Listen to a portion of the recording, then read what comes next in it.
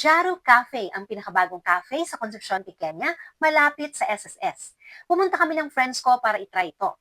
Maaliwalas ang loob ng cafe, and every corner is a work of art. Malakas din ang aircon, kaya marirelax ka talaga. Maraming pagpipilian sa kanilang menu at very affordable ang presyo. Meron din silang binibentang 100% Arabic coffee, kaya yung mga may hilig sa kape, try niyo to. Bukod dito, maraming sockets na pwede kang mag-charge ng inyong gadgets. Kaya hindi malulobat ang inyong gadget sa cafe na ito. Meron ding perfect corner kung gusto mong mapag-isa at magmuni-muni habang kumakain. Maraming drinks na pwede kang pagpilian. In my case, I ordered peach ulong tea refresher na gawa daw sa fresh tea leaf. Ang sarap! We also tried their cheese fries, pasta, and rice bowl.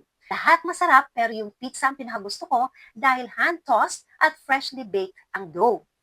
Trinay din namin yung kanilang cookies for dessert. May tatlong flavors ang cookies nila. Red velvet cream cheese, choco chips, at ube cream cheese. At lahat masarap. We also tried their blueberry croffles at nagustuhan ko ito. I love the texture, it's crispy and creamy at tamang-tama ang tamis. Namit din namin pala yung couple may-ari ng cafe. Yung name ng cafe nila ay combination ng pangalan nilang mag-asawa. Jaro Cafe, ang cafe na inyong babalik-balikan because this is a perfect place to hang out with your friends and loved ones.